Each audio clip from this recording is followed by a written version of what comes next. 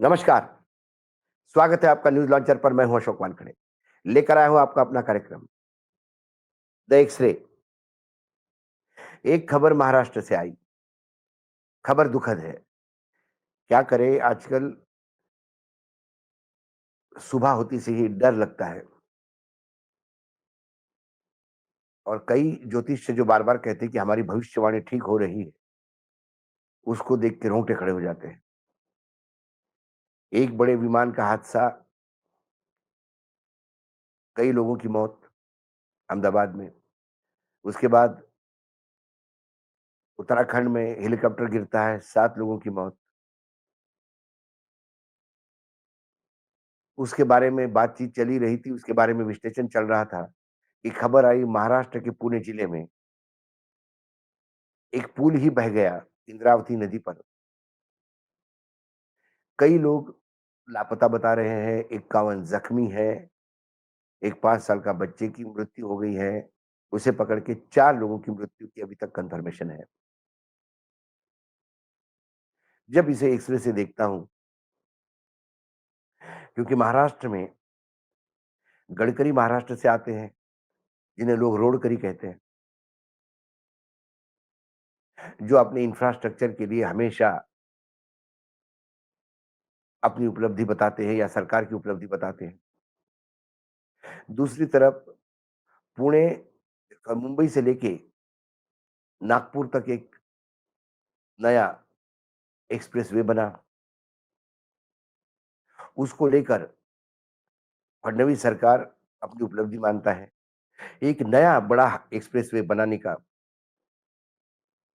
Plan चल रहा है और उसके लिए ये बात अलग है कि किसान बहुत विरोध कर रहे हैं। काफ़ी सारे तीर्थ क्षेत्र जोड़ने का वो एक्सप्रेसवे है।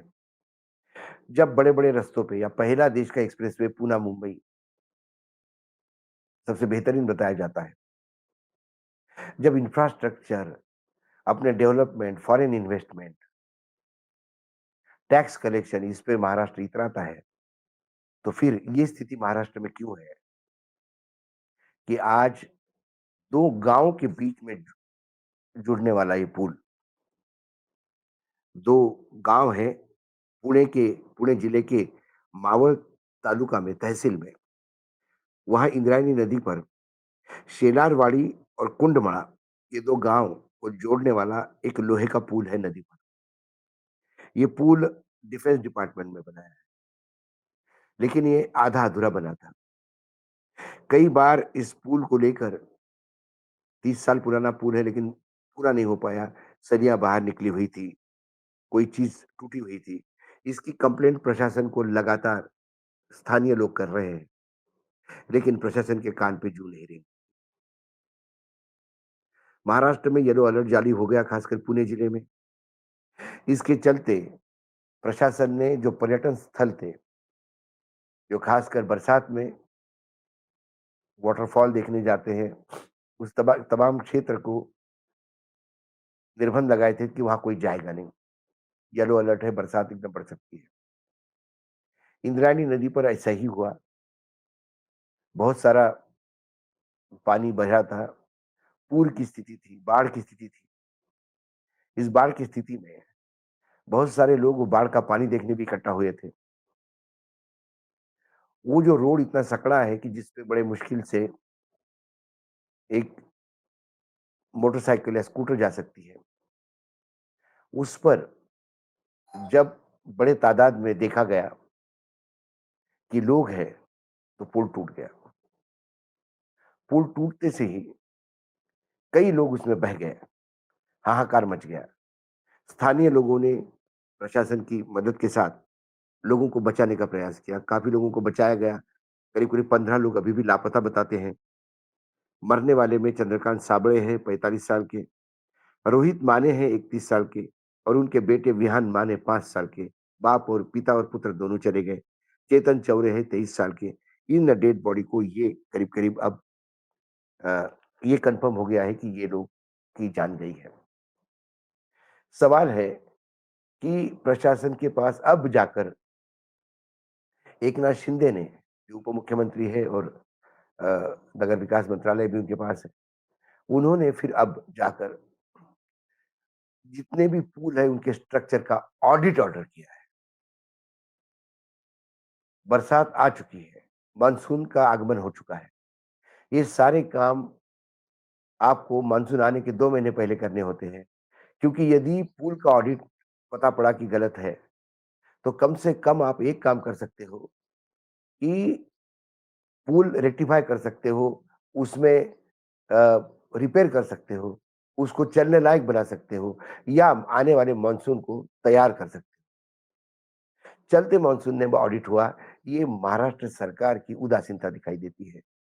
ये डबल इंजन की डबल फेल्योर है। अमित शाह से लेकर विदेश में बैठे हमारे प्रधानमंत्री लगातार मुख्यमंत्री के संपर्क में हैं। मुख्यमंत्री ने मरने वालों को 5-5 लाख का मुआवज़ा भी दे दिया है। सवाल मुआवज़ा का नहीं, जब उन गाँव वालों से बात होती है तो वो कहते हैं कि हम क्या करें? हमें 2 गाँव को जोड़ने के लिए यही एक रास्ता है। हमें पता है कि हमारी जान खतरे में है, लेकिन फिर रोज़मर्रा की ज़िंदगी जीने के लिए आवागमन तो करना पड़ेगा। और ऐसे में यदि पर्यटक वहाँ आ जाते हैं, लोगों की भीड़ आ जाती है, तो फिर उसको कंट्रोल कौन करेगा? ऐसा ही एक नदी पर हादसा हुआ था, अहमदाबाद में मोरवी नदी पर और कई लोग मारे गए थे। उस मारे गए लोगों के बाद उस हादसे का क्या हुआ, उसमें कौन ज़िम्मेदार थे? क्योंकि हमारे यहाँ भी खबर जब तक रहती है ज़िंदा, तब तक लोग उसके बारे में विचार करते हैं। आज ये पुल गिरने के बाद अहमदाबाद के उस पुल गिरने की याद आ गई, वो तो बिल्कुल रिपेयर हो चुका था। स्ट्रक्चरल ऑडिट हुआ उसके बाद उसको रिपेयर किया गया। जिस कंपनी को घड़ी बनाने वाली कंपनी को पुल रिपेयर का काम दे दिया गया और फिर पुल गिर गया, क्योंकि उसने सिर्फ़ रिपेयर के नाम से पुताई की थी और कई लोग भारी तादाद में लोग मारे गए थे। कहते हैं वो घड़ी वाला बीजेपी का फाइनेंसर हुआ करता था। यहाँ पर भी ये पुल यदि डिफेंस में बना तो उसका क्या 30 साल पुराना पुल जब टूट गया तो उसको आने जाने के लिए बंद क्यों नहीं किया गया? और यदि आवागमन के लिए वो पुल बंद था, तो वो 2 गाँव को जोड़ने के लिए नई व्यवस्था सरकार ने क्या की थी? और यदि वो गाँव वालों के लिए था, तो फिर वहाँ कोई सिक्योरिटी थी जो बाकी लोगों को रोकते? क्योंकि इंद्रायणी नदी पर जब बाढ़ आ गई और बाढ़ का पानी देखने के लिए लोग रुक-रुक के वहाँ जाने लगे, तो उस पुल ने जर्जर पुल ने वो वज़न लेने से मना कर दिया। आज कई बार जब हम अ, कोई भी राज्य के मुख्यमंत्री बात करते हैं, खासकर डबल इंजन की सरकार की बात करते हैं, तो वो हमेशा एक नए विकास का मॉडल बताते हैं। उस विकास के मॉडल में इंद्रायणी नदी का पुल कहाँ है? सवाल ये है। महाराष्ट्र एक प्रगतिशील राज्य है। जब आप एक्सप्रेस वे पे इतराते हो, तो फिर इन पुलों का कौन ख्याल रखेगा? पूना ये पॉलिटिकली बहुत हाइपर जिला है। अजित पवार जैसे लोग पुणे से यानी उसी जिले से मंत्रिमंडल में मंत्री में हैं। केंद्र में पुणे से मंत्रिमंडल में मंत्री है। इतना कुछ होने के बावजूद उस यदि पुणे जिले की ये स्थिति है, तो दूर-दराज के जो गढ़चिरौली जैसे जिले हैं, जो महाराष्ट्र के पिछड़े जिले माने जाते हैं, वहाँ की स्थिति तो भगवान भरोसे होगी। अक्सर पुल बने हैं, तो पुल का स्ट्रक्चरल ऑडिट नहीं होता।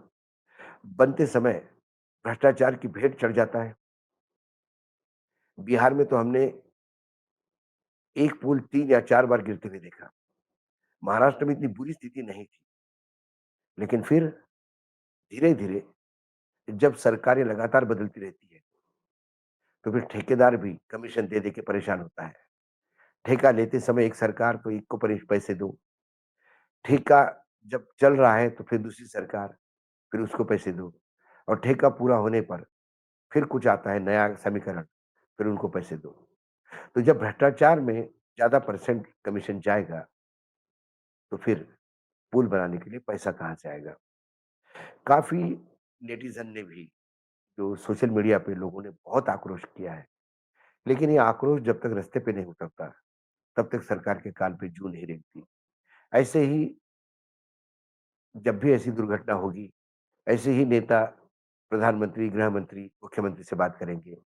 ऐसे ही संवेदना व्यक्त की जाएगी। मुख्यमंत्री ऐसे ही पैसे घोषित करेंगे। ऐसे ही बताया जाएगा कि इस हॉस्पिटल, उस हॉस्पिटल में लोग हैं, अभी भी हम काम कर रहे हैं। लेकिन ये हादसा क्यों हुआ? ये हादसे होते क्यों हैं? ये किस भ्रष्टाचार के भेंट चढ़ जाते हैं। उन 4 लोगों की मृत्यु, जिसमें एक पिता और पुत्र है, क्या इनको कभी न्याय मिलेगा?